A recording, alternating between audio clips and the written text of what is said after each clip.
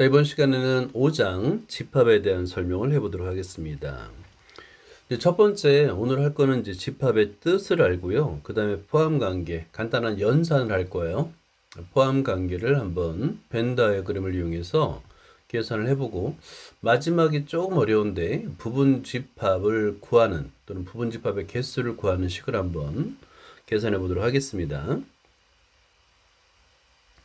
자, 먼저 집합이라는 걸 한번 보면요. 여기 밑에 이 조건을 한번 밑줄 그어볼까요? 여기 집합 정의되어 있는데 조건이 필요해요. 어떤 주어진 조건에 의하여 그 대상을 명확하게 결정할 수 있는 모임입니다. 집합. 좀 이따 이제 예시가 나올 텐데 얘가 어떤 주어진 조건을 만족하는지 기준이 명확해야 돼요. 사람에 따라서 판단이 달라지면 안 됩니다. 그런 모임을 우리는 집합이라 불러요. 예를 들어서 이제 어떤 학생이 있어요. 학급이 있습니다. 그 학급의 학생들의 모임. 그러면 명확해요. 집합이에요. 왜냐하면 학급은 다 구분이 돼 있으니까. 자, 그리고 이 원소라는 말을 쓸 겁니다. 원소, 집합. 집합과 원소. 원소라는 말은 집합을 이루는 대상 하나하나. 예를 들어서 어떤 학급이라는 집합이 있으면 그 학급을 구성하는 학생들을 원소라고 부를 수 있습니다. 라는 거예요. 자, 그리고 나서 원소가 집합에 속한다 라는 표현을 씁니다. 원소는 소문자, 집합은 대문자를 사용해요. 그래서 속한다 라는 것을 이렇게 선생님이 그냥 편하게 삼지창이라 불러요. 그냥 속한다. 읽을 때는 그냥 읽으면 됩니다. A는 S에 속한다 라고 기호로 나타냅니다. 포크죠, 포크. 세 줄 포크. 속하지 않는다도 가능합니다. 이거는 우리가 이제 같다와 같지 않다를 할 때, 구분할 때 오른쪽 위에서 왼쪽 아래로 내려가는 선을 긋잖아요. 그 선을 생각하면 됩니다. 자, 그 다음에 유한이라는 말과 무한이라는 말을 이거는 이제 중학교 1학년 수학에서 이미 배웠어요. 유한, 무한. 유한소수, 무한소수. 아마 기억이 날 겁니다. 유한소수, 무한소수. 소수점 아래 영이하는 숫자가 유한계인 것. 소수점 아래 영이하는 숫자가 무한계인 것. 그래서 유한과 무한을 구분하잖아요. 여기서는 유한, 무한을 구분하는 방법은 원소의 개수예요. 원소가 유한계면 유한집합, 원소의 개수가 무한이 많으면 당연히 무한집합이 됩니다. 무한집합은 사실 많아요. 뭐냐면 대표적인 게 우리가 수학을 공부할 때 가장 먼저 배우는 게 자연수거든요. 이 자연수 집합을 대문자 n이라 쓰는데 natural number 얘는 대표적인 무한집합입니다. 셀 수는 있지만 끝이 없어요. 이런 거를 무한집합이라 합니다. 자, 그 다음에 공집합, empty set, 집합을 set, set라고 하고요.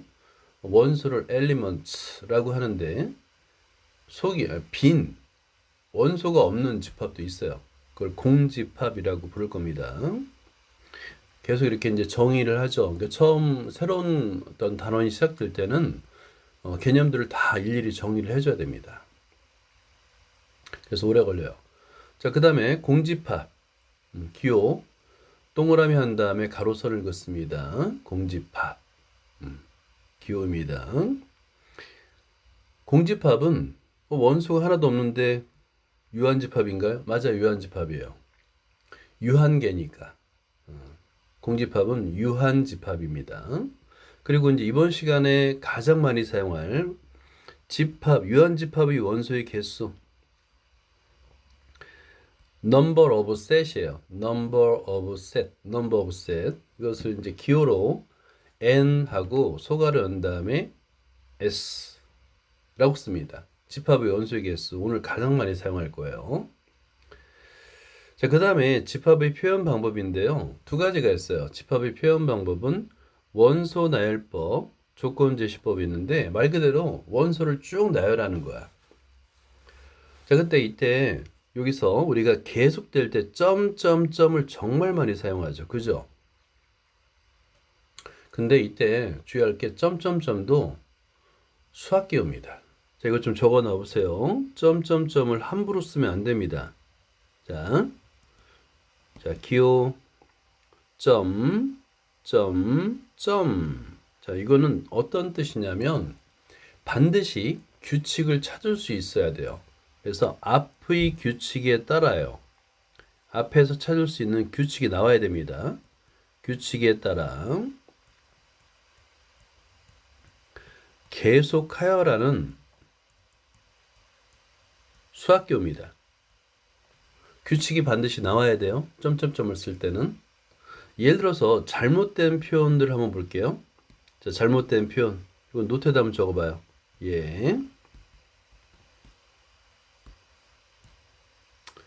자, 뭐가 있냐면 1, 2 쓴 다음에 점점점. 이거 잘못된 표현이에요. 왜냐면 1, 2 규칙을 알 수가 없어요. 1에다 2를 곱하라는 뜻인지 1에다 2를 더하라는 뜻인지 알 수가 없어요. 그죠? 이거 안 됩니다. 이런 표현 안 됩니다라는 반례도 한번 적어보세요. 규칙이 반드시 나와야 돼요. 점점점을 쓰려면. 자, 그 다음에 조건 제시법. 조건 제시법은 뭐냐면 집합교를 한 다음에 조건을 그냥 제시해 주는 거예요. 조건이 있어요. 그러니까 쓰는 방법이 동일합니다. 이 x의 조건 px를 설명해 주는데 x단 조건이에요. 여기서 이걸 x단이라 읽습니다. 자, 이거는 x단, x하고 단이라 읽어요. 세로선을. x하고 단, 뭐 이런 거 있잖아요. 알았어. 단, 조건이 있어요. 뭐 이렇게 말하잖아요. 그런 거라고 읽어요. 세로선을 단이라 읽습니다. 예를 들어서 이 x는 자연수, 이런 조건이에요. x라는 걸 써도 돼. 오케이. 그런데 그 x는 자연수야. 라고 쓰는 거예요. 그때 이 단 대신에 기호로 세로선을 쓴다라는 겁니다. 이렇게. 오케이. 당연히 이제 집합이니까 중괄호는 당연히 해줘야 되겠고요. 읽을 때는 x단이라고 읽습니다. 자, 그 다음에 집합의 포함 관계를 볼게요. 이 포함 관계는 주로 벤 다이어그램을 이용합니다. 벤 다이어그램. 오른쪽 동그라미를 우리는 벤 다이어그램이라고 부를 겁니다. 뒤에서 나와요. 그러면 그림만 보더라도 A가 B에 포함되네? 그렇죠? B가 A를 포함하네 라는 거를 금방 알 수 있어요. 벤 다이어그램. 굉장히 편리합니다. 그리고 부분집합이란 말을 이제 사용할 건데 포함한다, 부분집합이다 라는 말을 쓸 건데요. 자, A가 B에 포함된다라는 말이 과연 뭐냐? 이거를 부분집합, A를 B의 부분집합이라고 쓸 거예요. 부를 거예요.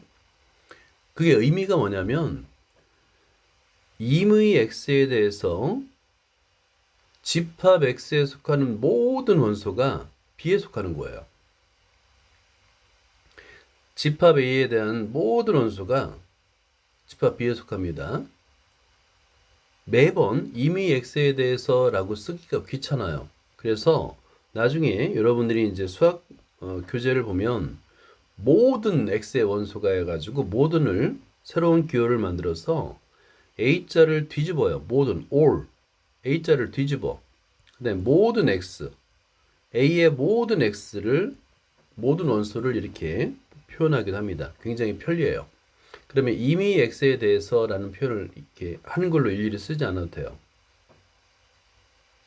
이미 X에 대하여 라는 뜻은 모든 X에 대하여, 집합 A에 속하는 모든 X에 대하여 라는 뜻입니다. 그래서 모든, all이죠, 영어로. A를 뒤집어 새로운 기호를 만들 수 있습니다. A는 B에 포함된다. 포함이란 말을 써요. 아까 원소는 집합에 속한다라고 하고 말을 했죠. 집합과 집합 사이는 포함한다, 포함된다란 말을 씁니다. 자, 그리고 두 집합이 서로 같을 수 있어요? 서로 같다, 상등. 모든 원소가 같아야 돼요. 모든 원소가 같을 때 우리는 집합 A와 B는 서로 같다. 이퀄로 씁니다. 그냥 이퀄로. 근데 이때의 조건은 뭐냐면 A는 B에 포함되고 B는 A에 포함된다는 뜻이에요. 서로 같다를 어떻게 예를 들어 증명할 때가 있습니다. 진짜 두 집합이 같아? 증명할 때가 있는데 그때는 어떻게 하냐면 A가 B에 포함되고 and B도 A에 포함된다라고 증명을 해요. 물론 서로 같지 않을 때는 가로선을 긋니다. 이렇게. 자, 그리고 진 부분 집합, 진짜 부분 집합이라는 뜻이에요. 왜 우리 부분 집합 구할 때 자기 자신도 부분 집합이 되잖아요. 근데 그걸 빼버리는 거야. 자기 자신은 빼버려. 응? 뺄 때 우리는 진짜 부분 집합, 진 부분 집합이란 말을 씁니다. 자, 이처럼 이제 새로운 개념, 집합이라는 단어를 시작할 때 정의를 다 일일이 다 해줘야 됩니다. 그래서 다 개념을 쭉 나열하듯이 전개가 되고 있는 거예요. 하나도 놓치지 말고 이거를 반복해서 읽으면서 암기를 해야 됩니다. 자, 첫 번째 집합과 원소를 이해해보자. 분명하냐? 그 모임에 속하고 속하지 않고가 분명하냐? 자, 1부터 9까지의 자연수. 엄밀하다. 그지? 분명하지. 모든 자연수. 모든? 무수히 많은데? 그래도 자연수잖아요. 2분의 1은 자연수가 아니죠. 분명히 구분할 수 있는 조건입니다. 태양계에 있는 행성. 이것도 분명합니다. 아마 외웠을 거예요. 수금주야 목토, 천, 해. 우리는 명까지 외웠는데 누락시켰죠. 자, 그런데 이걸 집합이라고 합니다. 주어진 조건에 의하여 대상을 명확하게 결정할 수 있어야 돼요. 조건이 필요합니다. 자, 그런데 예를 들어 봉사활동을 많이, 그러니까 많이라는 표현은 도대체 많이의 기준이 뭐야? 10시간 하면 많이야? 아니면 100시간 정도 해야 되는 거야? 사람마다 다르겠죠? 이럴 때는 아닙니다. 자, 그 다음에 원소는 집합을 이루는 하나하나라고 그랬잖아요. 원소는 집합에 속한다라고 합니다. 속한다. 그리고 세 줄 포크, 그죠? 세 줄 포크를 사용해요. 그 다음에 속하지 않는다라는 표현, 가로선을 긋고요. 자, 그러면 여기서 이제 어떤 집합 A의 원소가 속할 때는 자, 이렇게 원소 쓰고 속한다라고 하고요. 속하지 않을 때는 이렇게 가로선을 그으면 된다라는 겁니다. 자, 집합인 걸 찾으랍니다. 한번 찾아보세요. 아닌 거를 찾으면 돼요. 착한, 기준이 주관적이죠. 힘센, 주관적이죠. 빨간도 마찬가지예요. 선생님, 빨갛잖아요. 명확하잖아요. 아니에요. 빨간색도 기준이 비슷한 색이 엄청 무수히 많습니다. 무수히 많아요. 어디까지가 빨간색이고 어디부터가 아닌지를 알 수가 없어요. 자, 그 다음에 한국 남자는 정할 수 있죠. 주민등록증이 있는. 그렇죠. 그 다음에 두꺼우는 안 돼요. 몇 센치 이상이 두꺼운지를 알 수가 없어요. 그래서 4번이라고 할 수 있습니다. 자, 2번을 볼게요. 자, 이거는 외워두세요. 우리가 집합을 수체계라고 하는데 자연수, 정수, 유리수, 무리수, 실수, 복소수 이렇게 확장해가면서 수를 배우잖아요. 그거 다 집합이에요. 자연수 집합을 N, 정수 집합을 Z, 유리수 집합을 Q, 무리수 집합을 I, 실수 집합을 R이라고 하는데 여기서 정수 집합 Z는 독일어예요, 독일어. 정수는 영어로 인티저입니다. 인티저. 대문자 i를 써야 되는데 i를 못 쓴 이유가 무리수 때문에 그래요.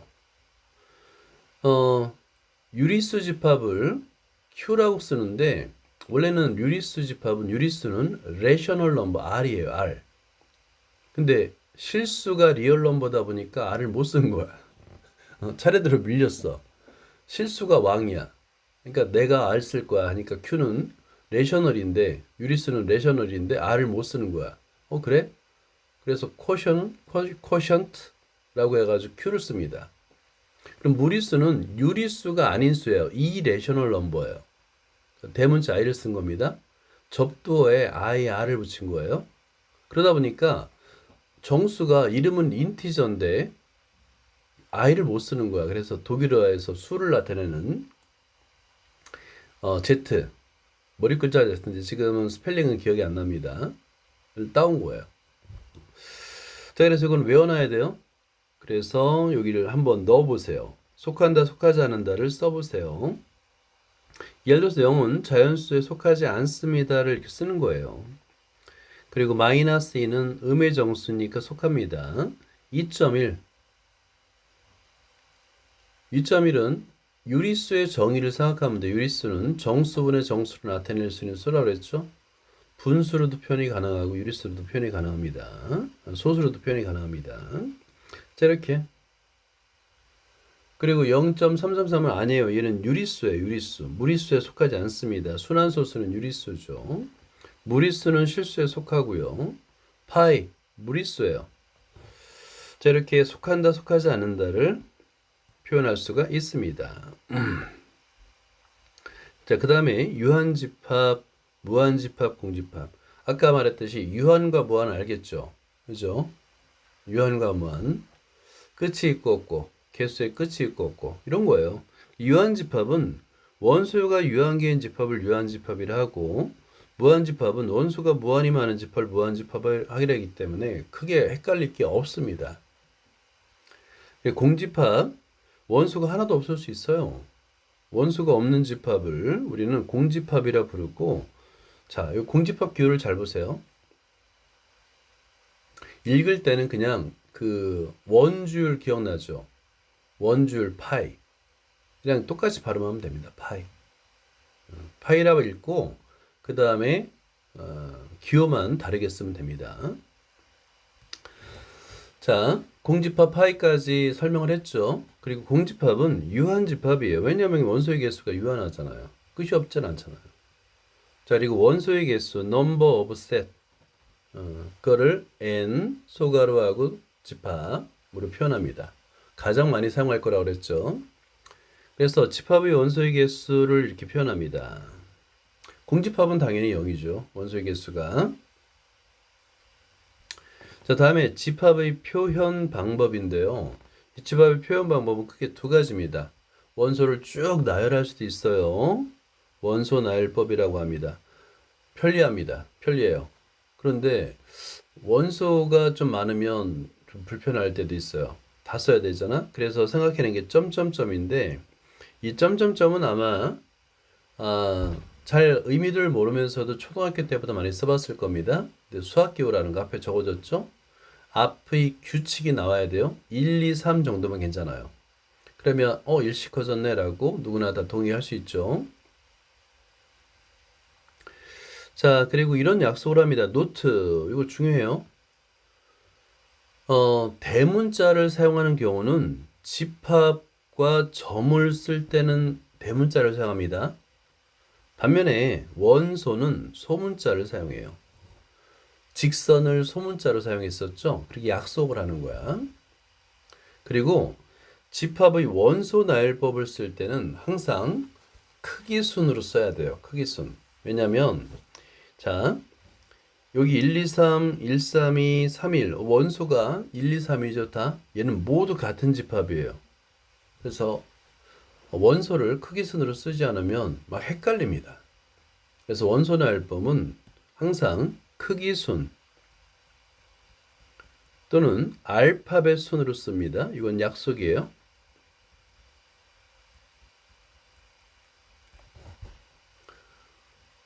자, 그 다음에 원소 나열법을 쓸 때 같은 원소를 중복해서 쓰진 않아요. 1이 있어요. 1을 10번 이렇게 쓰면 안 됩니다. 한 번만 쓰는 거예요. 하나의 원소는 한 번만 쓰는 겁니다.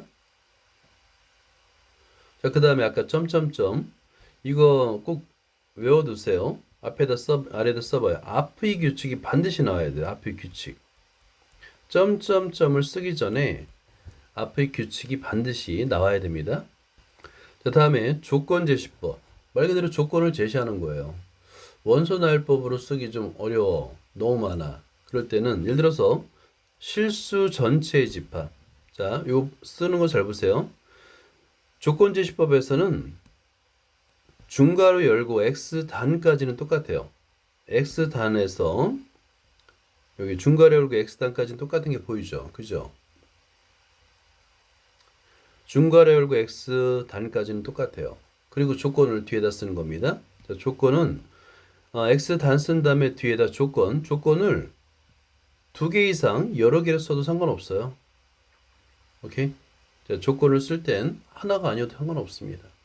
여러 개의 조건을 나열해도 상관없어요. 네, 항상 조건제시법은 중괄호 열고 x단까지는 항상 똑같이 써야 됩니다. 그래서 이걸 외워두세요.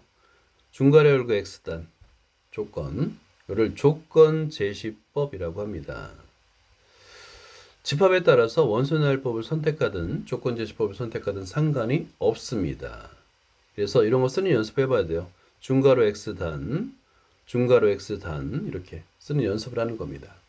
조건제시법. 자, 그 다음에 아까 집합은 포함되거나 포함되지 않거나 또는 속하거나 속하지 않거나 분명해야 되거든요. 그거를 이렇게 동그라미로 구분하면 명확합니다. 벤 다이어그램인데 벤은 사람 이름이에요. 집합의 원소, 집합을 이렇게 동그라미를 이용해서 표현하는 것을 처음 창안한 사람입니다. 굉장히 편리해요. 벤 다이어그램이라고 합니다. 자, 보기 3번을 보자. 원소 나열법으로 써보세요. 자, 차례대로 한번 써봐요. 자, 조건제시법을 원소 나열법으로 쓸 때 주의할 점은 원소가 한 10개 미만이야. 그럼 다 써도 돼요. 근데 좀 많아. 그러면 점점점을 쓸 때 자, 앞의 규칙, 3의 배수라는 규칙이 충분히 반영이 되어 있는가를 보는 거예요.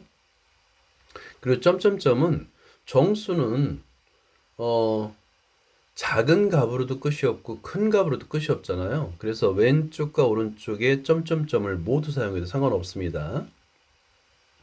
자, 그리고 4번은 n분의 1이잖아요. n은 자연수고. 자, 그러면 여기서 이렇게 4개 정도 쓴 다음에 점점점 쓰면 분자는 다 1이고 분모만 1씩 커진다라는 규칙이 있죠. 이런 정도면 충분합니다. 자, 그 다음에 이번에는 반대로 원소 나열법을 조건제시법으로 써보세요. 이것도 밑에 답이 있지만 노트에다 한번 써보세요. 자, 이것도 조건제시법 쓰는 걸 계속 연습을 해야 됩니다. 자, x단 x, x단 x 이거 x단 x. 자, 그리고 이제 2번 같은 경우 사실은 100 이하의 4의 배수라고만 써도 맞아요. 왜냐면 자연수를 빼도 맞습니다. 왜냐하면 배수라는 말은 자연수를 기본으로 해요. 배수, 약수, 홀수, 짝수, 그 다음에 뭐 이런 소수 이런 수들은 자연수를 특별한 언급이 없으면 자연수를 배경으로 합니다. 틀렸다고 할 수가 없어요. 자연수를 빼도. 자, 이번에는 집합의 포함 관계를 볼게요. 집합의 포함 관계는 대부분 벤 다이어그램을 이용합니다. 벤 다이어그램. 오른쪽 그림이 주어졌죠. A가 B에 포함되면 동그라미 안에 A를 쓰고요. 바깥의 동그라미에 집합 B를 쓰는 거예요. 자, 예를 들어서 집합 A의 원소가 1, 2, 3이야. 그리고 집합 B가 1, 2, 3, 4, 5야. 그러면 집합 A의 1, 2, 3을 쓰고 나머지 4, 5를 집합 B의 부분에 쓰는 거예요. 자, 이렇게 벤 다이어그램을 그리면 A가 B의 안에 있네? 포함되네? 금방 알 수 있죠. A는 B에 포함된다. A는 B의 부분집합이다 라고 쓸 수 있습니다. 자, 뭐 주어가 B면은 B는 A를 포함하는 거고 주어가 A면 A는 B에 포함되는 거죠. 자, 그 다음에 포함되지 않다라는 기호를 이렇게 쓸 수 있고요. 하여튼 벤 다이어그램을 엄청 이용할 겁니다. 그리고 이거 중요합니다. 노트 1에서 공집합은 모든 집합의 부분집합입니다. 여기서 임의의라고 되어 있는데 이거 모든이에요. 모든. 수학에서는 모든이라는 표현을 임의의 또는 어떤이라고 표현합니다. 임의 모든이에요. 모든. 그리고 두 번째 집합 A는 자기 자신의 부분집합입니다. 공집합은 모든 집합의 부분집합이고요. 자기 자신은 자기 자신의 부분집합이에요. 그래서 항상 자기 자신을 써줘야 돼요. 부분집합을 구할 때. 자, 부분집합을 모두 쓰세요 할 때는 원소의 개수를 늘려가면서 쓰면 원소의 개수가 0개일 때 공집합이죠. 하나일 때, 두 개일 때, 세 개일 때로 늘려가면서 쓰면 빠짐없이 쓰는데 도움이 됩니다. 공집합을 빠뜨리면 안 돼요. 자, 6번. 요거 별표에 놔보세요. 요거는 100% 시험 문제입니다. 자, 요걸 왜 시험 문제냐면 중괄호 안에 공집합 기호가 있어요. 그러면 얘는 부분집합입니다. 원소예요, 원소. 공집합이 원소예요. 그래서 자, 부분집합을 모두 구하세요 할 때는 일단은 공집합을 쓰죠. 공집합은 모든 집합이 부분집합이니까. 그런 다음에 원소의 중괄호를 해야지만 돼요. 부분집합이니까. 그죠? 그러면 집합, 공집합의 중괄호를 한 것도 부분집합이고 그 다음에 요 1을 볼까요? 집합, 원소 1을 가는 집합이에요. 그죠? 그 자체가 부분집합이다 보니까 중괄호를 2번 해야 됩니다. 자, 그리고 자기 자신은 부분집합이에요. 자, 이거 많은 학생들이 매우 헷갈려 합니다. 이거 그냥 단순한 기호 사용 방법이니까요. 별표를 해두고 2번, 3번, 4번 반복해서 봐야 됩니다.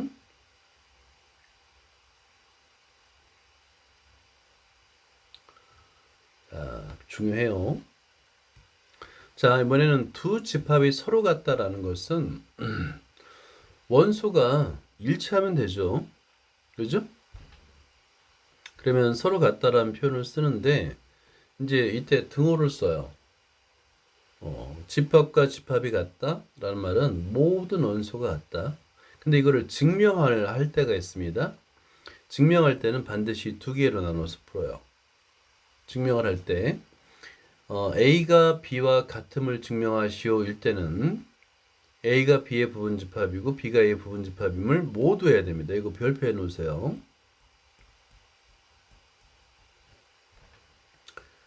집합이 같다라는 말은 증명을 할 때가 있어요. 이거 서술형으로 나올 수도 있어요.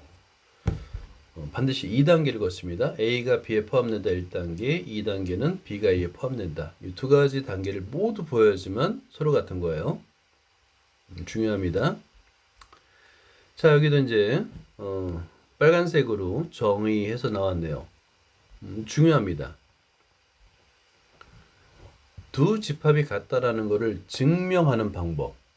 A가 B에 포함되고 그리고 B도 A에 포함된다는 걸 보여야 돼요. 그래야지 같은 겁니다. 매우 중요합니다. 자, 그 다음에 여기 진부분 집합 아까 나왔었는데 이 뒤에 나온다. 진부분 집합 이게 나온다. 같은 걸 빼는 거예요. 포함되는데 같지 않은 거 이거를 진부분 집합입니다. 진짜 부분 집합이라고 생각하면 이해가 금방 될 거예요. 같은 거는 진짜가 아니죠. 그죠? 자, 보기 7번을 볼까요? 포함관계를 조사하세요. 포함관계를 조사할 때는 원소 나열법이 편합니다. 자, 이렇게 한 다음에 A와 C와 같네? 그리고 집합 B가 A와 C를 포함하는데 집합 A와 C에 있는 원소는 또 쓰는 거 아니에요? A와 C에 없는 원소들만 바깥에 쓰는 겁니다.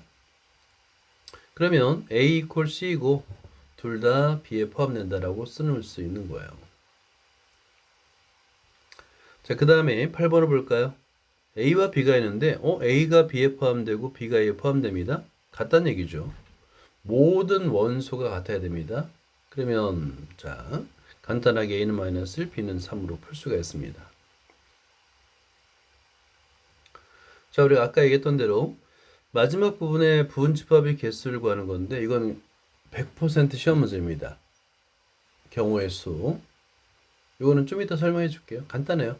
뭐냐면 원소는 부분집합에 원소가 있잖아요. 원소는 부분집합에 속하거나 속하지 않거나 각각의 원소가 두 가지 경우를 가져요. 속하거나 속하지 않거나. 그래서 원소가 n개인 부분집합의 개수는 2의 n승입니다.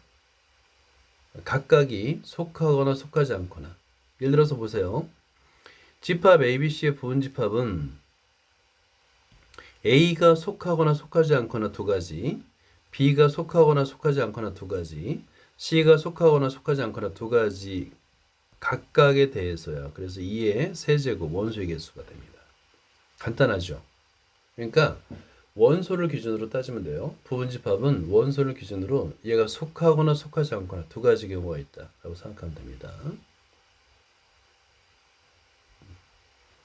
자, 보기 9번을 보자. 집합 A가 주어졌고요. 부분집합의 개수를 구하라는데 이때는 원소 나열법을 일단 써줘요. 원소가 5개네요. 그죠?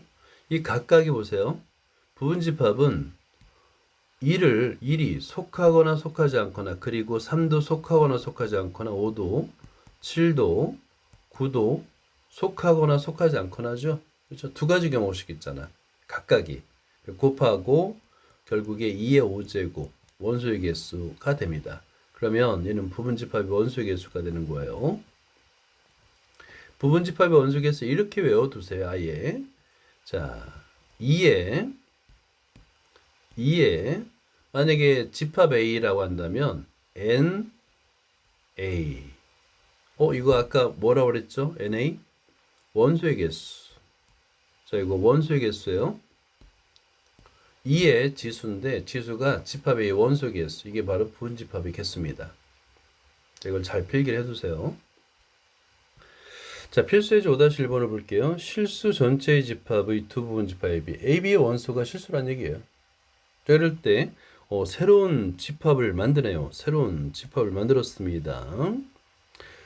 그냥 이거는 어떻게 읽어요? A 연산 B라고 읽으면 됩니다. 뭔 연산인지 모르겠어요. 자, 그런데 조건이 집합 A에 속하는 소문자 A, 집합 B에 속하는 소문자 B가 있는데 두 개를 빼래. 집합 A의 원소에서 빼야 돼요. 집합 B의 원소를. 이 순서 굉장히 중요합니다. A의 원소에서 빼야 돼요. A의 원소에서 빼야 됩니다. 이렇게 각각을 다 빼서 이렇게 만드는 거예요. 오케이? 각각을 다 빼는 겁니다. 자, 그 다음에 이번에는 두 번째 2번은 B의 원소에서 A를 빼는 거예요. 오케이? B의 원소에서 A를 빼는 겁니다. 자, 그리고 결과는 같은 원소는 한 번씩밖에 안 써줘요.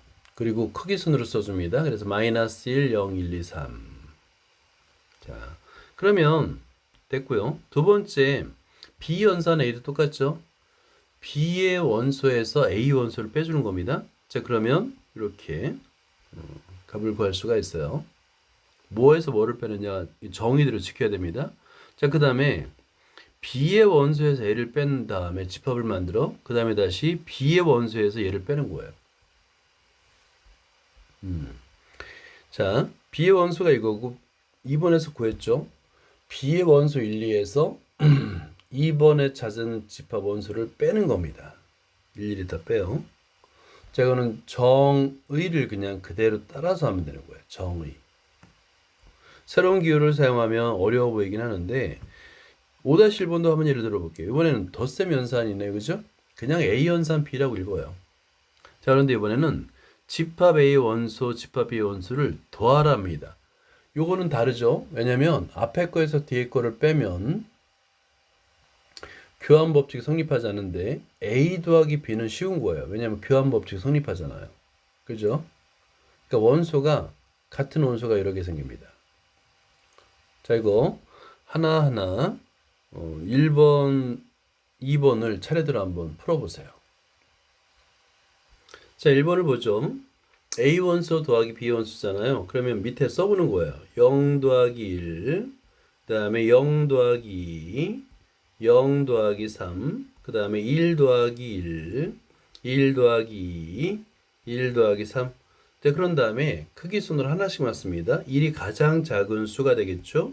그 다음에 2, 3, 그 다음에 4. 오케이, 끝.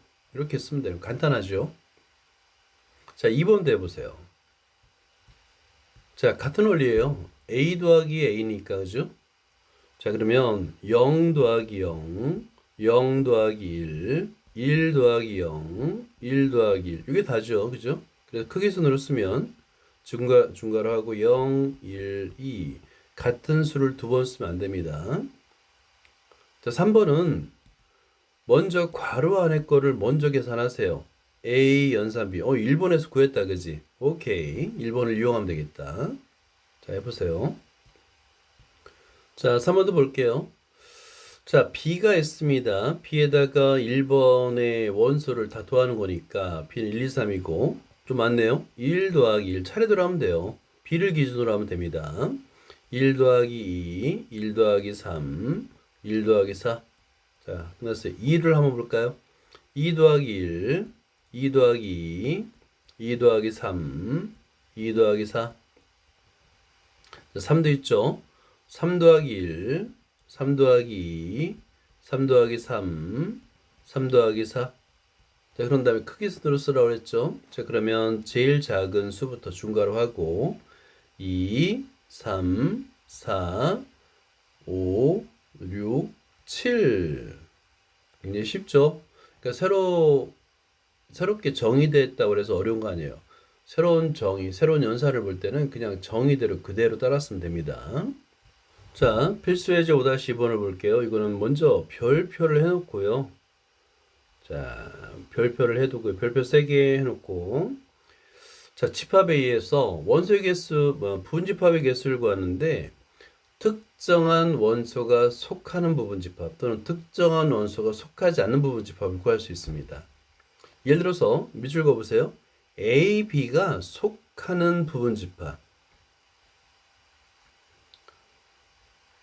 자, 이런 걸 어떻게 구하는 방법만 알면 되거든. 뭐냐면 A, B를 빼는 거야. A, B를 뺀 C, D, E의 부분집합을 구하면 되는 거예요. 그런 다음에 그 모든 집합에다 나중에 A, B를 집어넣으면 되죠. 그죠? 집어넣으면 되는 거예요. 이렇게 생각하는 겁니다. 그러니까 문제를 푸는 아이디어를 얻으면 됩니다. 자, 예를 들어서 우리 교재에 보면 A, B를 제외한 부분집합을 다 구해보세요. 그럼 A, B를 제외한 부분집합은 C, D의 부분집합이잖아요. 자, 이걸 다 구했죠. 여기다가 일일이 A, B를 다 추가하면 됩니다. 그죠? 그러면 A, B를 포함한 부분집합이 되니까 그러면 우리는 C, D, E의 부분집합의 개수를 구하면 되는 거죠. 그러면 2의 세제곱이 되겠네요. 라고 계산할 수 있는 거예요. 자, 이 문제를 풀 때 우리가 알아야 되는 것은 원소의 개수가 n개인 집합의 부분집합의 개수는 2의 n승입니다를 이용할 겁니다. 자, 2번을 볼게요. A, B는 속하고 C는 속하지 도대체 이건 또 어떻게 계산하라는 얘기야? 이 문제는 A, B, C를 다 빼고 그럼 뺀 나머지는 뭐만 남냐면 원소가 D와 E만 남습니다. 이 D의 부분집합을 구하면 되는 거예요. 부분집합. 그러면 C가 포함되지 않죠. C는 없죠. 그런 다음에 A, B는 다 써주는 되는 거예요. 그러면 이 집합의 부분집합의 개수는 D, E의 부분집합의 개수랑 같겠구나. 이렇게 푸는 거예요. 그래서 D의 부분집합입니다. 그래서 2의 2제곱 4. 자, 3번에는 별표를 따로 해주세요. 자, 이거는 눈여겨봐야 됩니다. A, B 중 적어도 하나라는 말을 적어도가 나오면 이거 한번 써봐요. 확률에서도 적어도가 나오면 여사건이라고 했어요. 여사건. 뭐 기억날 겁니다. 여사건. A, B 중 적어도 하나가 속하는, 그러면 A가 속하거나 B가 속하거나 A, B가 모두 속하거나 이 세 가지 경우를 다 구해야 돼요. 그죠? A가 속해도 만족하고 B가 속해도 만족하고 A, B가 모두 속해도 만족하죠? 이걸 어떻게 다 구해요? 못 구해요. 그럴 때 어떻게 하면 되냐면 전체 집합에서 A, B가 없는 부분 집합의 개수를 빼주면 됩니다. 자, A, B 중 적어도 하나 별표 해놓고요. 반드시 굉장히 중요합니다. 전체 집합의 개수에서 A, B 중 어느 것도 속하지 않는 부분 집합 A, B가 없는 이라고 해석하면 돼요. 빼면 됩니다. 전체 부분 집합의 개수 2의 5승 빼기 A, B가 어느 것도 없는 부분 집합 뭐가 되겠어요? C, D가 되겠죠? 그죠? C, D의 부분 집합의 개수를 다 빼주면 돼요. 자, 그러면 2의 5제곱 빼기 2의 세제곱이니까 2의 24가 되는데 이거는 이제 계산보다 이거는 이렇게 적어도라는 말이 나오면 이렇게 푸는 거구나. 이게 중요한 겁니다. 별표를 해주세요. 자, 5-5를 볼게요. 20 미만의 자연수 중에서 3의 배수의 집합. 일단은 이 m의 집합을 구해야 됩니다. 원소를 모두 구해야 돼요. 몇 개 안 돼요. 그리고 나서 3이 반드시 속하는 m의 부분 집합의 개수. 우리가 3이 속하는 특정 원소가 속하는 이라고 했을 때 어떻게 푸는지 한번 생각해 보세요. 위에 예제에서. 그리고 풀어보자. 자, 5-2번은 먼저 조건에 맞는 집합 m을 구해야 됩니다. 자, 먼저 볼까요? 5-2번. 집합 m은 하고 나서 원소 나열법을 한번 표현해 볼까요? 20 미만의 3의 배수. 그러면 3, 6, 9, 12, 15, 18이 되겠네요. 그죠? 자, 이렇게 원소 나열법으로 먼저 써줘요. 자, 그런 다음에 3이 속하는 특정한 원소가 속하는 부분집합이라고 그랬잖아요. 그럴 때는 그 원소를 뺀 부분집합의 개수를 구하는 거예요. 그런 다음에 그 모든 부분집합에 3을 넣어주면 되는 거예요. 그냥 써주면 되는 겁니다. 결국에 3을 제외하고 원소의 개수가 자 6, 9, 12, 15, 18 5개잖아요. 그러면 요 6, 9, 12, 15, 18의 부분집합의 개수 2의 5승 즉 32개 이렇게 계산하면 됩니다. 그러니까 특정 원소가 속하는을 특정 원소를 뺀으로 이해하는 겁니다. 자, 이번에 5-3번을 볼게요. 집합 m이 주어졌는데 조건 제시법으로 주어졌어요. 30 미만의 4의 배수입니다. 자연수란 말을 안 써도 상관없어요. 아까도 얘기했지만 배수라는 말, 소수, 약수, 소수, 홀수 뭐 이런 거, 짝수 이런 말들은 자연수 집합에서 보통 얘기를 합니다. 자, 1번부터 풀어보세요. 4와 8이 속하는 부분 집합의 개수인데 먼저 자, 이 집합 m을 먼저 구하고 4와 8이 속하는 이걸 아까 4와 8이 없는으로 해석하라고 그랬죠. 자, 계산해 보세요. 자, 1번은 먼저 집합 m을 구하는 게 첫 번째겠죠. 순서대로 하면 돼요. 집합 m은 4의 배수 4, 9단에서 4단을 열심히 외우면 됩니다.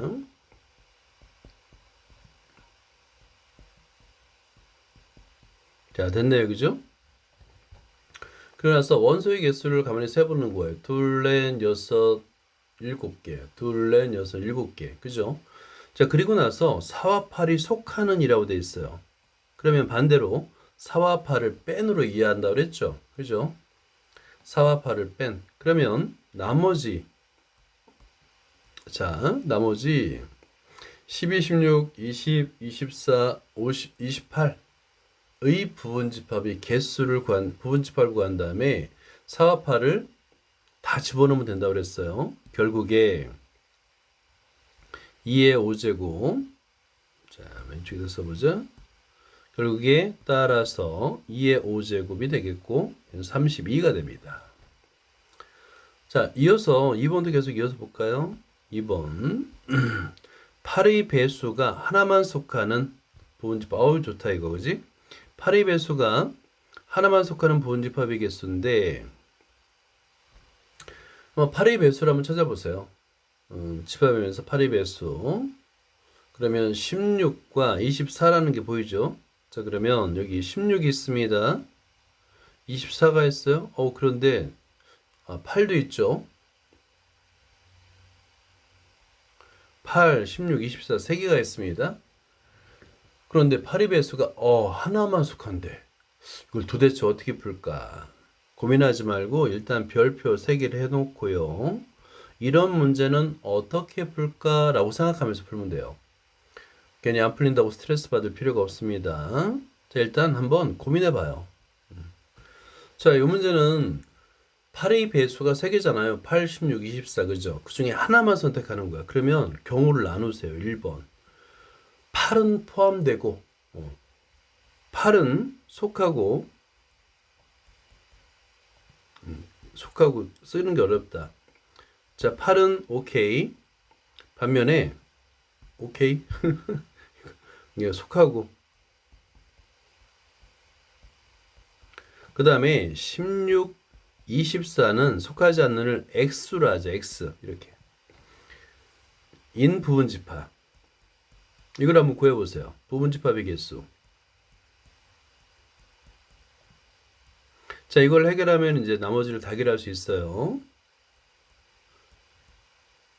좀 긴데요. 한번 써봐요. 8은 속해.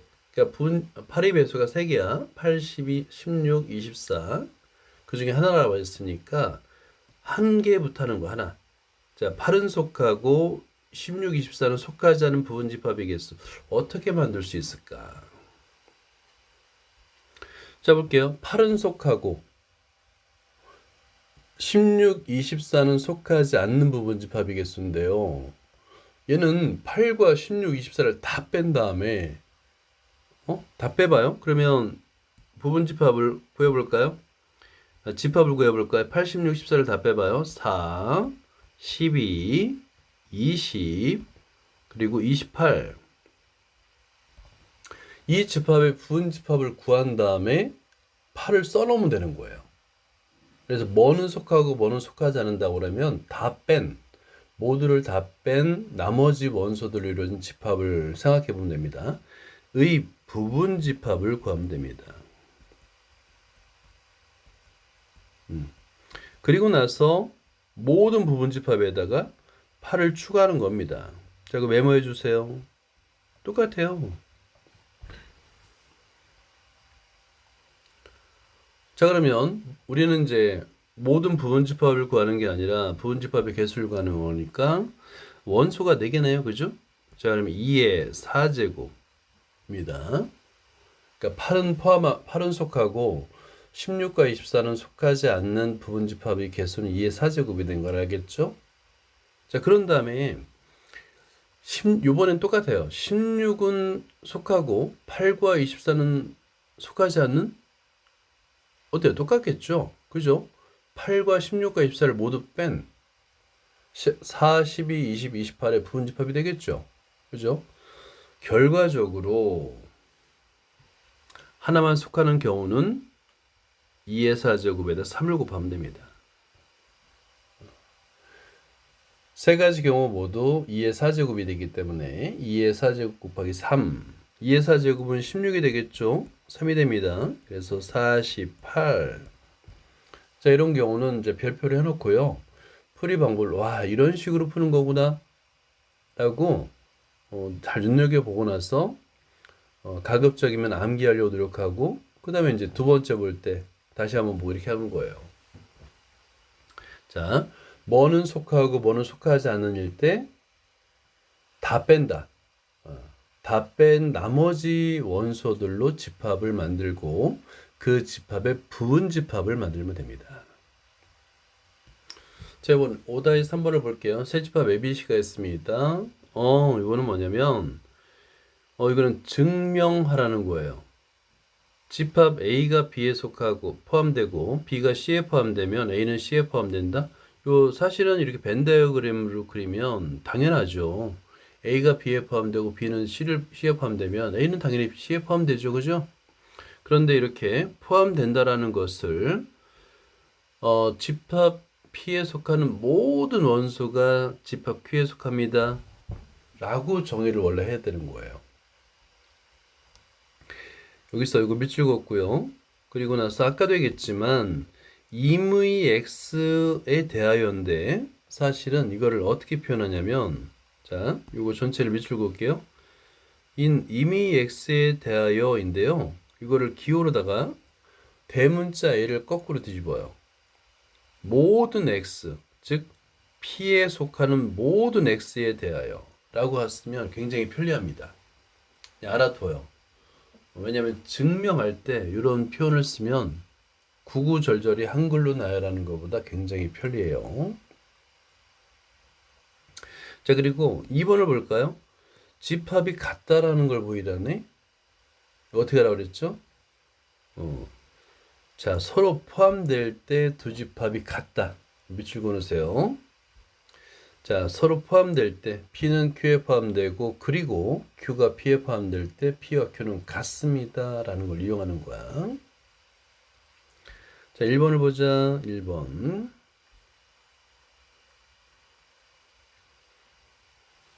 문제의 조건에서 A가 B에 포함되므로 이거는 보기만 하세요.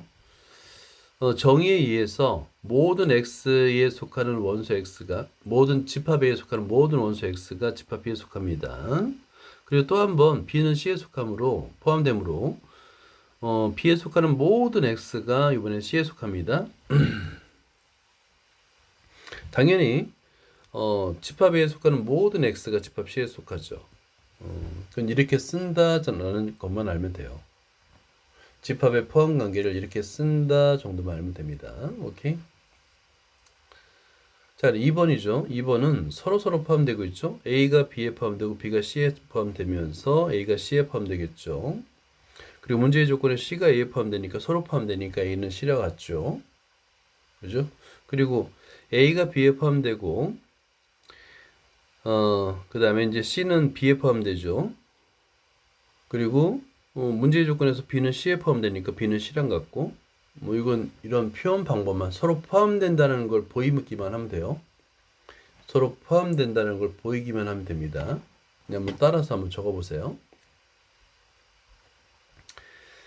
자, 대소관계가 닮았습니다. 이 포함관계는 실수의 대소관계와 많이 닮았어요. 실제 A가 B에 포함되고 B가 C에 포함되면 A는 C에 포함된다는데 대소 비교해서 A는 B보다 작거나 같고 B는 A보다 크나 같고 C는 B보다 크나 같으면 당연히 C는 A보다 크나 같죠. 마찬가지로 A가 B에 포함되고 B가 E에 포함되면 같다고 했잖아요. 마찬가지예요. A가 B보다 작거나 같고 B가 A보다 작거나 같으면 당연히 같은 거죠. 자, 이걸 밑줄 꺼놓고 문제를 증명을 해보자. 그러니까 위의 예제를 그대로 보고 따라 쓰는 거야. 1번. 4개의 집합 ABC에 대해서 A가 B에 포함되고 B가 C에 포함되고 C는 D에 포함되면 A는 D에 포함된다. 이거는 이제 사실은 그냥 여러 줄을 쓰면 되거든요. 여러 줄을 그냥 쓰기만 하면 돼서 크게 어렵진 않아요. 그거보다는 오히려 벤 다이어그램을 그려보는 게 좋습니다. 한번 그려보세요. 벤 다이어그램으로. 자, 1번은 그냥 벤 다이어그램으로 그려도 됩니다. 아니면 뭐 X가 A에 속하는 모든 X에 대해서 B에 속하고 또 X에 대해서 C에 속하고 X에 대해서 D에 속하고 이걸 네 줄을 쓰면 돼요. 자, 1번은 이런 정도만 하고요. 2번을 보자. 2번. 자, 5-4번에 2번을 볼게요. 이건 좀 연습 삼아서 한번 해보세요. 연습 삼아서 서로 포함된다라는 걸 증명하는 문제입니다. 그래서 하나씩 해봐요. 1번. 자, 이렇게 하면 돼요. 하나를 예를 들어 볼게요. 자, 여기서 A는 B에 포함되고, 그리고 B는 C에 포함되고, 그 다음에 C는 D에 포함되죠? 그죠? 이면 A는 D에 포함되는 거잖아요. 그죠? 결국에. 근데 문제의 조건에서 D는 A에 포함된다고 그랬으니까, 이므로 A와 D는 같은 거예요. 이런 식으로 쓰면 돼요. A와 D는 같다. 이렇게 한번 써보세요. 자, 두 번째 이제 A와 C가 같다는 걸 보일 때도 한번 보죠. A는 B에 포함되고요. B는 C에 포함되잖아요. 그죠? 자, 이면 A는 C에 포함되는 거예요. 그죠? 맞죠? 자, 그런데 문제 조건에서 C는 D에 포함되는데 D가 A잖아요. 그죠? 그러니까 C가 D에 포함되는 거예요. 이므로예요, 이므로. 여기까지만 쓴 다음에 이므로 하고 A는 C랑 같네. 이런 식으로 하면 되는 거예요. 자, 그 다음에 이런 식으로 다 A는 B도 해보세요. 자, 볼까요? A는 B에 포함되죠. 그죠? 그리고 B는 C에 포함되는데 C가 A잖아요. 이므로예요. 이므로 A는 B와 같다. 그리고 이제 따라서 A는 B와 같고 C와 같고 D와 같습니다. 라고 쓰면 되는 거예요.